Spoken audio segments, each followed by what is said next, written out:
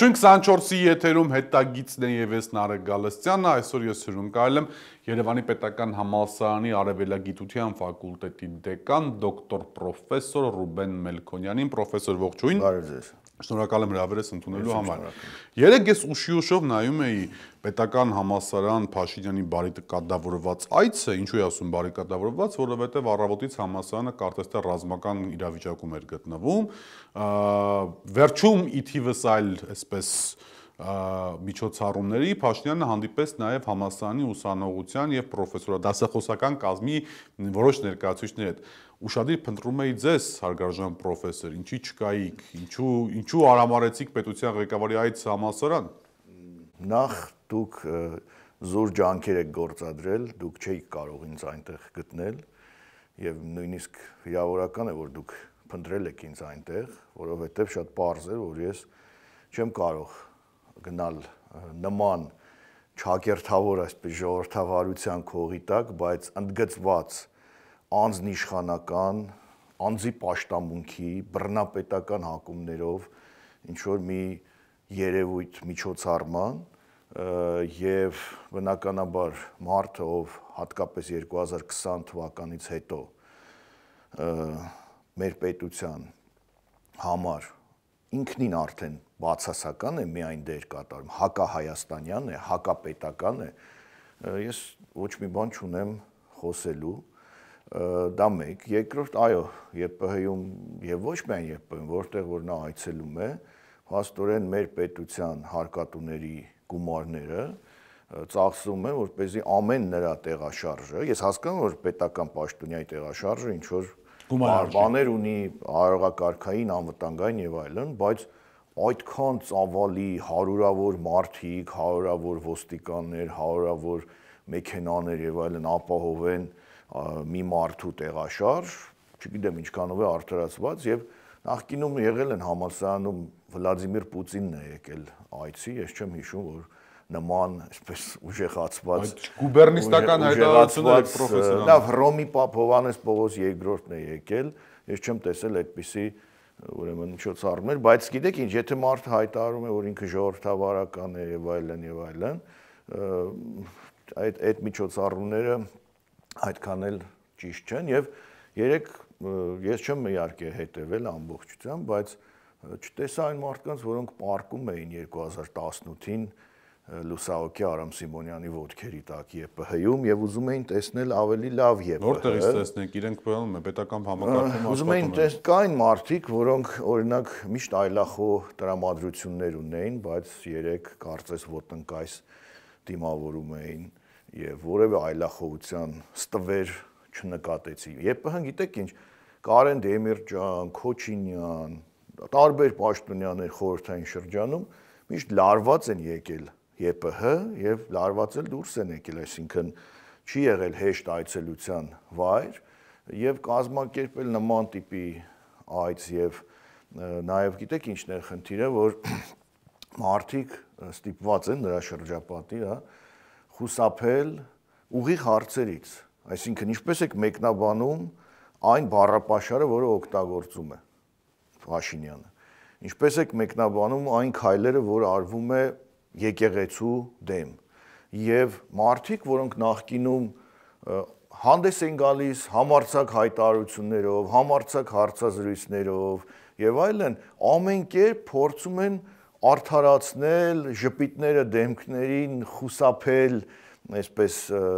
առերեսվել իրականությանը եւ ինչ ըստ էության արդարացնել այդ ամբողջ բառապաշարը եւ այդ ամբողջ պահվածքը եւ սրա համար էին պայքարում, այսպիսի մտավորականություն, այսպիսի համալսարան։ Եվ բայց ես ասեմ, համալսարանում կան բազմաթիվ մարդիկ, որոնք այս ամենից դուրս են։ Ես չեմ էլ իմացել, անկեղծ ասած, հանդիպման ոչ տեղի մասին, ոչ ժամի մասին, ոչ օրակարգի մասին, եւ հետարքի չի եղել եւ իմանայի բնականաբար չի մասնակցել։ Ես չգիտեմ ինչպես է ընտրվել, ովքեր են մասնակցել, ինչ են հարցակցել, դա մեջ չեմ մտնում, ուրիշ բան է հետաքրքիր է այն, որ նույն Նիկոլ Փաշինյանը եւ Նիկոլ Փաշինյանի հետ իշխանություն եկած անձինք, այդ թվում նրանք, որոնք որ այսօր բարձր պաշտոններ են զբաղեցնում պետական համալսարանում, ժամանակին այսպես աղաղակում էին, թե նախկին իշխանությունները, այսինքն օրվա գործող իշխանությունները քաղաքականացնում են Երևանի պետական համալսարանը, ինչու խորհրդի նախագահ պետք է լինի Սերժ Սարգսյանը, ինչու էսպես, ինչու այնպես, այս 3 Նիկոլ Փաշինյանը Երևանի պետական համալսարանում կարդում էր իր այսպես կոչված իրական Հայաստան գաղափարախոսությունը, որը ոչ թե քաղաքականացում է, երևի թե, չգիտեմ, ընտրական գործընթաց է բառից բուն իմաստով։ Ես ճիշտ ասած չգիտեմ, թե այդ իր կարդացած դասախոսությունը ինչպես է ընկալվել, մամուլից տեսա, որ մի ուսանող է հակադարձել արձագանքել, չգիտեմ ովքեր են ներկա եղել պրոֆեսորադասախոսական կազմից, արդյոք նրանք հաշտ են, եւ արդյոք իրենք հաշտ են իրենց հոգու խորքում, իրենց նկարագրի հետ, իրենց ժպիտների հետ հաշտ են, թե չէ որ ասենք նախկինում մի թեթև ինչ որ մի բան լինում էր, իրենք հանդես էին գալիս ակցիաներով, քաղաքական ինչ որ հարցազրույցներ էին անում, տալիս եւ այլն, եւ ուզում էին որ մտավորականությունը ավելի այսպես ինքնուրույն լինի եւ խոսա եւ ունենք այն ինչ ունենք եւ գիտեք այդ մեկնաբանությունը դեպի որ եկել է երկրի ղեկավարը պետք է ներկայացնել, դուք պետական պաշտոնյաներ եք, այսինքն եկել է նախարարություն, դուք էլ վարչության պետ եք, պետք է ելնեք զեկուցեք, բայց դուք մտավորական եք, համալսարանական պրոֆեսորներ եք, դասախոսներ եք եւ այլն։ Իհարկե ոչ բոլորին է վերաբերում, որովհետեւ ես տեսել եմ, որ շատ մարդիկ չեն եղել ներկա, մտավորական, ինչպես ասում են, птица свободного полета, այսինքն ես չտեսա այդտեղ թռչունների ազատ մտքի եւ տեսա այսպես դասական բյուրոկրատական ոտքի կանգնել, ծափահարել, քծնախառն, բայց ինքնիշխան ժպիտներ եւ միգուցե այդ բառերը, որոնք օգտագործում է վարչապետ Փաշինյանը այդ ստատուսներում եւ այլն, չգիտեմ ձեր եթերում այդ բառերը կարող եմ կիրառել թե ոչ, չնայած եթե կառավարության նիստում կամ Facebook-ում կիրառում եմ, միգուցե դա արդեն լեգիտիմություն ունի, ես էլ կարող եմ մեկնաբանել այդ բառը պաշարին դիմել։ Դուք այնուամենայնիվ պրոֆեսոր եք։ Այ լավ, ուրեմն միգուցե դա այսպես ինքնիշխանության դրսևորում է այդ բառերը կիրառելը եւ անցնելու են, չէ՞, այս ամեն այս ժամանակները։ Ես ուզում եմ հիշեմ, օրինակ Անաստաս Միկոյանի մի հետարքիր պատմություն ունի, երբ որ Ստալինյան այդ շրջանից հետո հարցնում են, թե լավ Ստալինի ժամանակ այսքան վատ բաներ են եղել, չենք խոսում Ստալին պետական գործի մասին, խոսում ենք բռնապետի մասին, բռնապետական հատկությունների մասին։ Լավ, այսքան բաներ են եղել, որևէ մեկը շրջապատից համարձակություն չի ունեցել, որևէ մտավորական, որևէ գործիչ, ինչ որ բան ասելու։ Իոսիֆ Իսայոնովիչ։ Մի արեք, որ դու վերածվել ես բռնապետի, ուրեմն Միկոյանը շատ հետարքիր ձևակերպում է տալ, ասում է, «В то время мы все были мерзавцами»։ Հետահայաց, ասում եմ, մենք այն ժամանակ այդպեսին ենք եղել։ Սրիկաներ ենք եղել։ Այո, եւ հետո կտեսնենք, թե այդ ամենը արժեր, որ հետո իրենք հոգեկան այսպես տվայտանքների մեջ լինեն այս իրենց պահվածքի համար, եւ էլի նույն Միկոյանի խոսքը կա, որ Ստալինին իրենք են սարքել, շրջապատն է սարքել բռնապետ։ Հիմա նույնը անում են Փաշինյանին արել են։ Նա այլևս անզուսպ է, անկառավարելի է, արդեն հայոյում է, ամեն ինչ անում է եւ մեկ անձի իշխանություն հասկանում եք, ամբողջ պետական համակարգը, ամբողջ, չգիտեմ, ոստիկանությունը պահպանում է մեկ անձի եւ էլի խոսք կա, որ Ստալինին ասում եմ մենք ուզում ենք хотели создать Бога, но создали сатану, դիավոլը։ Այնպես որ, այսինքն միայն Փաշինյան չի, իր շրջապատը այդ ոտնկայց ծափահարողները, քծնախառը ժպիտով դիմավորողները, նրանք էլ են այս բռնապետի կերտման մասնակիցները։ Ասում է, ես հասկանում եմ Ստալինը ով էր եղել, բայց ովքեր գրեցին այդ միլիոնավոր բաները, մատնագրերը, չէ՞ որպես այդ։ Իհարկե։ Իսկ մեկը մյուսին չի լինում, մեկը մյուսին սնում է, այսպես ասենք։ Լավ, Աստված Երևանի պետական համալսարանի հետ, իմ սիրելի մայրբույի հետ կգան ավելի լավ։ Կան, այնպես չէ որ ամեն ինչ կորած։ Բնականաբար գալու են ավելի լավ ժամանակներ, այդ ավելի լավ ժամանակների։ Այլ կան մարդիկ, որոնք պահում են մտավորականի այդ պատը։ Վստահ եմ։ Եվ մի դրվագել, այս 3 ԵՊ եկած անձի հրաժարականը պահանջել է ԵՊ գիտխորհուրդը ձայների մեծացում, կներեք ես էլ ակտիվ մասնակցություն եմ ունեցել այդ գործընթացներին Եվ հիմա նրանցից շատերը, ովքեր կողմ էին քվեարկել հրաժարականին, դիմավորում էին, ծափահարում էին, ոտնկայս էին եւ այլն։ Կամ մենք այդպիսի բաներ դրսևորներ տեսել ենք անգամ գեներալների այսպես կոչված հայտարարության ժամանակ, որ ընդամենը մի քանի օր այդ նույն ստորագրած գեներալները ոտնկայս ծափահարում էին Նիկոլ Փաշինյանին եւ այսպես շարունակ։ Հիմա գալով օրախնդիր թիվ 1 թեմային եկեղեցի Նիկոլ Փաշինյան կամ քաղաքացիական պայմանագիր սուր հակամարտությունը անկեղծ ասեմ ես 3 մինչև երեկոյան ժամը 8:30 անթուփ մինչև 9 կարծեմ սպասում էի Մայրաթոռում Գերագույն հոգևոր խորհրդի հայտարարությանը Հայտարարությունից հետո ինձ մոտ երկակի զգացողություններ առաջացան ու ես մինչև հիմա չեմ պատկերացնում թե որ մեկը ավելի գերակշռեց։ Մեկ որ ես սպասում եի երևի թե ավելի սուր հայտարարության, որը նաև որոշակի գործողությունների տրամաբանություն կունենա, հաշվի առնելով որ Փաշինյանը կանգ չի առնելու Մայրաթոռի դեպք կռվում եւ սա ակնհայտ է, հա։ Սա մեկ եւ երկրորդը մյուս կողմից էլ որոշակի ձայն ինձ ասում էր այսպես ներսի, որ 1700-ամյա մեր եկեղեցին չի կարող ամբողջությամբ մտնել մարտի մեջ, հաշվի առնելով, որ կարող է ստանալ այնպիսի հարվածներ, որոնք անվերականգնելի կարող են լինել։ Ըստ ձեզ, այստեղ թե կա երրորդ տարբերակը երրորդ է, թե ոչ, այս երկուսից որ մեկն է ավելի։ Ինքը իհարկե հարցը բավական բարդ է, բայց եկեք այսպես փորձենք թեզիսներով։ Նախ պետք է շփոթել վախվորածությունը, չափից ավելի զգուշավորությունը ստրատեգիայի եւ եկեղեցին վտանգներից հեռու պահելու հետ։ Այսինքն այն սրբազանները մի մասը կամ հոգեվորականներ, որոնց պահվածքը բոլորիս հայտնի է, ես չեմ կարծում, որ իրենց առաջ մղողը այդ 1700 եւ ավել տարեկան եկեղեցու ստրատեգիայից դարավոր, այսպես բխող քայլը, այլ պարզ հարմարվողականություն է, պարզ պատեհապաշտություն է եւ որպես անձ, ոչ թե որպես հոգեվորական, որպես անձ իրենց նկարագրի կորստի հերթական դրվագ ու փուլ է։ Հիմա եթե փորձենք այսպես պատմական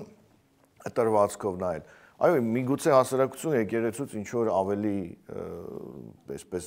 այլ ոճի քայլեր է սպասում, բայց եկեղեցին այո ունի դարավոր իր այսպես ասած ոճը, հա, գործել, բայց եկեք այդ ոճի տարբեր դրվագներ էլ նայենք, երբ որ օրհասական հարցեր են լինում, կաթողիկոսներ, սրբազաններ երբեմն այդ կոնյունկտուրաներից եւ այլնից դուրս են, հիմա շատ տարածված է Սարդարապետի ժամանակ կաթողիկոսի կոչը, ում ընդդիմացավ կաթողիկոսը, գեներալներին ու քաղաքական գործիչներին, Գևորգ կաթողիկոսը, որը ասում էին գնա Էջմիածնից էվակուացնենք ավելի հարմար տեղ, ասում էր եթե պետք է ինձ չկարողանաք Էջմիածին պաշտպանել, ինձ ումա պետք ես ավելի լավ այստեղ զոհվեմ։ Այսինքն կաթողիկոսը դեմ գնաց կոնյունկտուրային, չէ՞։ Հիմա ավելի Փաշինյանը սիրում է պապ թագավորի կերպարը, բայց մի հատ պապին հիշենք, հա, Տիրան թագավորին։ Տիրան թագավորն էլ եկեղեցու հետ կոնֆլիկտ ուներ, Հուսիկ կաթողիկոսին վրացեց անելով սպանեցին եւ այլն, բայց ինչ եղավ հետո վերջում։ Այսինքն եկեղեցի պետություն կոնֆլիկտը համենայն դեպս երբեք օգուտ չի բերել ուրեմն պետությանն ու ազգի։ Մյուս հանգամանք, տեսեք, երբ որ Փաշինյանը խոսում է եկեղեցու մասին քննադատության եւ նրան սպասարկողները նույնպես, տեսեք գոնե ինչպես ասում են թայմինգը ուշադրություն դարձեք, այդ նույն ժամանակ Ադրբեջանն է քննադատում եկեղեցուն։ Մի օր առաջ Փաշազադեն, մի օր հետո Փաշինյանը, այսինքն գոնե զուսպ եղեք, այսպես պաուզա տվեք, ունեք քննադատելու բան, չէ՞ ինչ որ բաներ ունեք, գոնե սպասեք ադրբեջանական այդ քննադատության ալիքը անցնի նոր դուք սկսեք եւ դուք լրագրող ես եղել բայց չես տեսնում ադրբեջանական մեդիայում արձագանքը թե ինչպես է քո եւ քո թիմի քննադատությունը եկեղեցուն ողջավորությամբ ընդունվում Ադրբեջան բայց լավ դու որպես պետության ղեկավար չես տեսնում որ այս քո արածը պետության դեմ է ոչ թե եկեղեցին ես դու մաքրում կամ ինչ որ արատավոր երևույթներից հոգեորական են, պետությանն է ըստ էության վնասնալիս հերթական անգամ դու պետությանը ամենաշատ վնաս տված քաղաքական գործիչն ես եւ պաշտոնյան ես Հայաստանի Հանրապետության պատմության ընթացքում։ Եվ մի դրվագել բառապաշարի հետ կապված։ Գիտեք, եկեղեցու մասին խոսել կառույցի ու օգտագործել չուլան, չգիտեմ ինչ, նման բառապաշար։ Չուլանը լավ է, պարոն Մելքոյան, այնտեղ չէ։ Հա, բայց դա չէ, համեցեք հետևեք մոռանանք, դա ինքնիշխանության հետ կապված էր այդ տերմինը։ Շատ կարևորն է։ Այո, գիտեք ինչն է, երբ որ մարդ մտնում է եկեղեցի, հայ քրիստոնյան, առաջինը երկյուղացություն զգացում պետք է ունենա, ոչ թե նայի, թե որտեղ այն ինչ-որ տոպրակ դրած, հին շոր դրած եւ այլն։ Պետք է նայի խորանին, պետք է նայի գմբեթին եւ այլն եւ այլն։ Հիմա հետո եկեղեցու մասին կարելի է այդպիսի տերմիններ օգտագործել, չէ՞ որ անգամ հասարակ լամպը եկեղեցում եւ այդ լամպը փողոցում դրանք տարբեր բովանդակություն ունեցող երևույթներ են։ Հիմա երբ որ դու ասում ես, հիմա չի բացառում եկեղեցու մի հատվածում չորեր են հավաքվում կարիքավորների համար, բայց դա առիթ է որ դու եկեղեցին անվանես չուլան, չուլանացում եւ այլն։ Ու ինձ հետաքրքիր գիտեք այդ սրբազաններ օրինակ Էստոնիայի մեր թեմի առաջնորդի արձագանքը ինչպիսին է։ Երեկվա դեպքերին, վեհապարին Վազգեն Սրբազանին 24-ը Երևանից փորձել է մի քանի անգամ զանգարել կարծիք հայտնելու համար։ Վազգեն arczepiskopos Միրզախյանը նույն Սրբազան հայրը, ով Փաշինյանին Էստոնիայում բարի գալուստի, այսպես ելույթով հանդես եկավ եւ ողջունեց Եվրամիություն գնալու Փաշինյանի եւ խաղաղության ձգտելու Փաշինյանի այսպես նկարտումները ոչ մի կերպ չի պատասխանում ամենայն հայոց կաթողիկոսին վերաբերվող եւ իր սրբազան եղբայրներին վերաբերվող անձնական հայախառն արտահայտությունները։ Սա ֆիքսենք ու անցնենք առաջ։ Այո, ոչ մի վերաբերմունք չունի, բայց Եվրամիության գնալու կոչը դա քաղաքականացում չի, եթե Բագրատ Սրբազանին մեղադրում են քաղաքականության մեջ մտնելու, Արշակ Սրբազանին, Միքայել Սրբազանին, Վազգեն Սրբազան ինչ գործ ունես արտաքին քաղաքագոմնորոշումների մասին, Եվրամիության գնալու, չգնալու եւ այլն։ Այնպես որ ու ինչու ես լռում, այսպես ծանրախոհ լռություն ես պահպանում, երբ կպնում են մայրաթորին, ամենայն հայոց կաթողիկոսին եւ այլն։ Ինչ վերաբերում է վերջացնելով ձեր հարցին պատասխանը, թե 3 հոգեվոր խորհուրդ հայտարարություն արեց եւ այն կարծում բավական կոշտ հայտարարություն էր, չեմ կարող ասել թե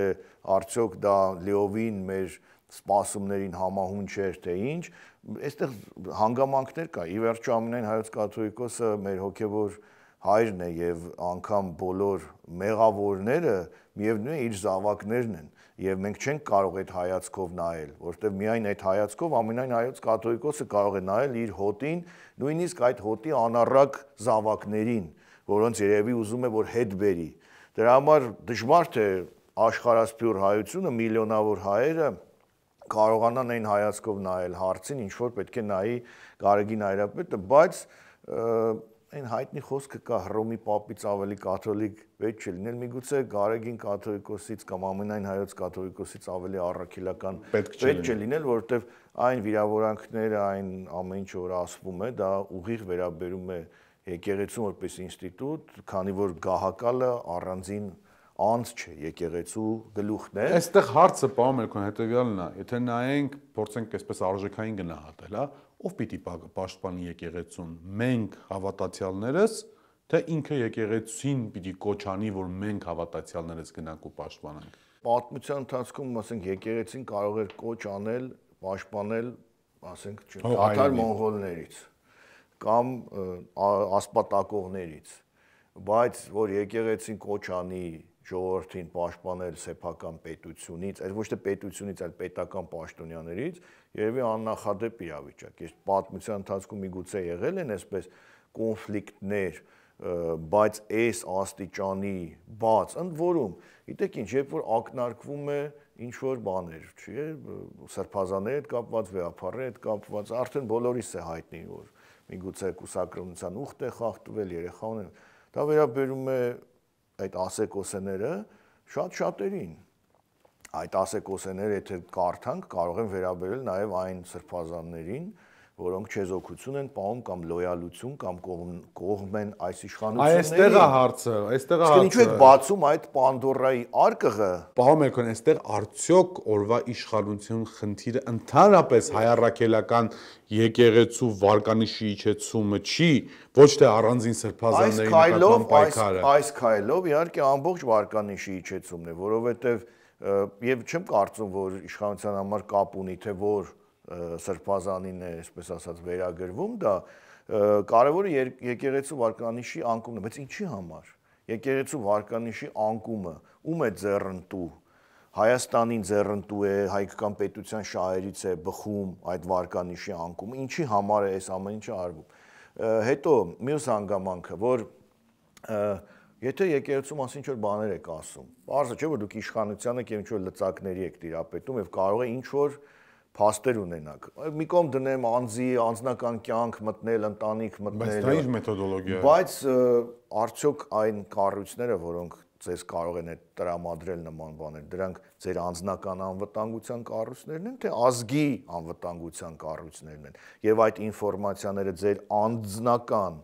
քաղաքական կարիքների համար ինֆորմացիաներ են, թե պետության ու ազգի անվտանգությունը ապահովելու համար ինֆորմացիաներ։ Իսկ ամեն ժամանակի իշխանություն կարող է իր անձի համար, իր որպես քաղաքական գործիչ անձի համար օգտագործել այդ կառույցների հավաքած կամ ինչ-որ այլ ինֆորմացիաներ եւ այլն եւ այլն, այսինքն սա նաեւ պետական լծակների չարաշահում է բացահայտ, եթե նույնիսկ այդպիսին կա։ Եվ այ մի հանգամանք, էլի ի վերջո Պաշտոնյան պետք է զուսպ լինի։ Հիմա ընդդիմադիր պատգամավոր Նիկոլ Փաշինյանը հայոյում էր խորհրդարանում կամ ինչ-որ ակտիվ խոսում էր բարձրաձայն ինչ-որ վիրավորանքներով, չեմ, օրինակ ասենք տարբեր այն ժամանակվա իշխանական պատգամավորների հետ նրա բանավեճը, չէ՞, ասենք Վարդան Այվազյանի հետ հայտնի բանավեճը, մյուս բան։ Նախ խոսել ենք, որ չեն հավաքվում նրան ծեծում, ոնց որ իրենք են հիմա հավաքվում ու հարձակվում մարդկանց վրա խորհրդարանում, եւ երկրորդ, ընդդիմադիր պատգամավոր Նիկոլ Փաշինյանը կարող էր գոռալ, հայոյել, կոպիտ բառեր ասել, բայց վարչապետ Փաշինյանը, ցավոք սրտի, որ նա է վարչապետ, այդ դրա իրավունքը չունի, որովհետև դու չես կարող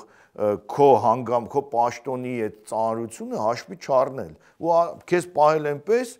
ինչպես այդ պահին քո հոգեվիճակը կամ քո նյարդային համակարգը քեզ թույլ է տալիս։ Բա պետական պաշտոնների պատասխանատվությունը ո՞րն է։ Հետևաբար Փաշինյանը լրագրողից դարձել է քաղաքական գործիչ, բայց այդպես էլ պետական գործիչ չի կարողանում դառնալ եւ չի էլ դառնա, որովհետեւ Փաշինյանն իր նկարագիրն ու պետական գործչի նկարագիրը իրարից հեռավոր բաներ են։ Քաղաքական գործիչը լրագրողից քաղաքական գործիչ այդ անցումն արել է, բայց պետական գործիչ, այն էլ Հայաստանի պետության ղեկավարի ընկալմամբ գործիչ, նա հաստատ չի դարձել եւ հույս էլ չկա, որ նա կարող է դառնալ։ Շատ լավ, պարոն Մերկոյան, մի այլ հարց կապված Փաշինյանի հերթական գրառման հետ, որտեղ ասում են, որ վեհապար հայրապետի ընտրության հարցում պետությունը պետք է ունենա բանալի նշանակություն կամ պետք է վերջնական խոսք ասի։ Այլ տրամաբանությամբ վեհապար հայրապետին պիտի ընտրի օրվա իշխանությունը, հա։ Հիմա Հայ առաքելական եկեղեցին 4 նվիրապետական աթոռ ունի։ 4 նվիրապետական աթոռներից Երուսաղեմում ընտրում է Երուսաղեմի հայկական միաբանությունը, ամեն հայոց կաթողիկոսի ընտրությունները գիտենք ինչպես տեղի ունենում աշխարհականներից եւ հոգեվորից բաղկացած, Մեծ Իտալիան Կիլիկիո կաթողիկոսը նույնպես աշխարհականներից եւ հոգեվորից բաղկացած եւ Պոլսո հայոց պատրիարքայանն է միայն ու բացառապես երևի որ այնուամենայնիվ գտնվելով Թուրքիայում ունի որոշակի քաղաքական ազատություն թուրքական իշխանությունների կողմից նաեւ ընտրությունների կանխորոշման հարցում։ Այնուամենայնիվ Պոլսո պատրիարքին էլ է ընտրում Պոլսո հայ համայնքից Թուրքիայի հայ համայնքի դելեգատները, պատվիրակները աշխարհիկ եւ հոգեվոր։ Այսինքն Թուրքիայի ինչ նախադեպ ա ուզում Փաշինյանը մցրացնին, Նայեք, սա նույնպես երկու ձևով կարող ենք մեկնաբանել, առաջինը իր բռնապետական այս հակումները, որ այսինքն միապետը որոշում էր կաթողիկոսին, չէ՞, ասենք նույն հայկական իրականության մեջ արշակունիները ազգակցական կապ ունեին լուսավորչի տոհմի հետ եւ կարող էին, ասենք, ազդել որոշումը կամ, չգիտեմ, Պահլավունիներից ունենք քանի կաթողիկոսներ եւ այլն, Կիլիկիայում Հովանես արքա եղբայրին հիշենք, Աչապահյան, Միքայել Աչապահյանի նախնուն հիշենք եւ այլն, որը Հետումյան էր։ Եվ այլն, բայց սա միապետության հատուկ բան է։ Սա հանրապետական կարգերին հատուկ բան չէ, այսինքն երբ որ Փաշինյանը պետությունը պիտի մասնակցի կաթողիկոսի եւ բարեվարկության հանձնաժողովի, իսկ ովքեր են լինելու այդ բարեվարկության հանձնաժողովի անդամները։ Միգուցե քծնող մտավորականները, քծնախառը ժպիտով ինքնիշխան կերպարները պետք է լինեն, թե այդպիսի բառապաշարով ձեր Դանիել, ես պատկերացնում եմ, էլի քանի որ բարեվարկության լուր հոգեվորականները, քանի որ իրենց բարեվարկության հետալունը Դանիել Լեոնիսյանն է, որը բոլոր տեղերը բարեվարկության հանձնաժողովների անդամ է, այսինքն Դանիել Լեոնիսյանը պիտի հայոց հոգեվորականներին նստի եւ բարեվարկության մոտավորապես կանոններ սովորեցնել։ Եվ երկրորդ հանգամանքը հիմա էլ ամենայն հայոց կաթողիկոսի ընտրության մեջ աշխարհականները մեծամասնություն ընդհակառակ հոգևորականներն են դժգոհում, որ աշխարհականներն են փաստորեն կաթողիկոսի ընտրությանը մասնակցում։ Գերագույն հոգևոր խորհրդի անդամների մեջ նաև աշխարհականներ կան, իդեպ արևելագետներ, Շահին Կարամանոկյան, Վահան Տեր-Ղևոնդյան, իրավաբաններ կան։ Այսինքն, այս համակարգը կա, այսինքն ինքը ենթադրում է, որ վատ է զգում կամ համաձայն չէ, որ ԿՊ-ական ինչ որ վերստուգիչ հանձնաժողով չի ընտրում ամենայն հայոց կաթողիկոսին եւ սա ել եմ ասում այդ անձի բռնապետական հակումների դրսևորում է, որին այդպեսին սարքում է իր շրջապատը, հասկանում եք, ինքը հիմա այս էր ուզում, հետո ուզում էր, որ, չգիտեմ, բոլորը կանգնեն, սկզբից ասում էր, ես որ մտնում եմ մի կանգնեք, հիմա ուզում է, որ բոլորը կանգնեն, հիմա ուզում է, որ բոլոր ճանապարհները փակվեն, մի ժամանակ կարմիր լույսի տակ էր կանգնում, հիմա ճանապարհները ամբողջ փակում են, որ նա անցնի, մի ժամանակ ասում էր, որ, չգիտեմ, մտավորականները պիտի ազատ լինեն, ինքը որ լրագրող էր իր թերթում միշտ քննադատում էր իշխանամետ լրագրողներին, հիմա ինքը իշխանամետ մտավորականներին, հիմա ինքը սիրում է իշխանամետ մտավորական է, հասկանում եք, հիմա հետո տենց են հայտնի հեքիաթը կա, չէ, բանի, ոսկե ձկնիկի, բանի, այսպես, հիմա ուզում է սա դառնալ, հետո ուզում է նա դառնալ, միգուցե եւ ինքը ուզում է նաեւ կաթողիկոսի նշանակողը ինքը լինել եւ սա նրա դրսեւ, իսկ կողքից նրան կծափահարեն, իրավաբանները կմշակեն մեխանիզմներ, մտավորականները լուր, քծնալից, մտահոգ կծափահարեն նրան եւ կանցնեն արել։ Ես հիշում եմ մի քննարկման ժամանակ դուք լավ բան ասացիք, որ ինչեւ հիմա այսպես ականջիս մեջ զրնգում է, որ լավ դասախոսը կամ լավ, չգիտեմ, թարգմանիչը կամ լավ դերասանը պարտավոր չի, որ լավ մտավորական լինի եւ պարտավոր չի, որ ընդհանրապես մտավորական լինի։ Իհարկե, ասենք լավ երգիչը պարտավոր է լավ մարդ լինել, մենք սիրում ենք երգիչին իր երգերի համար, թե սիրում ենք երգչին իր փիլիսոփայական հայացքների կամ պահվածքի կամ կենցաղի համար, իհարկե ոչ։ Եվ այո, ցավոք այդ հանգամանքը կա։ Ունենք այն ինչ որ ունենք։ Շնորհակալ եմ շատ հրավերս ընդունելու հետաքրքիր զրույցի համար։ Իմ հյուրն էր արևելագետ Երևանի Պետական Համալսարանի արևելագիտության ֆակուլտետի դեկան դոկտոր պրոֆեսոր Ռուբեն Մելքոնյանը։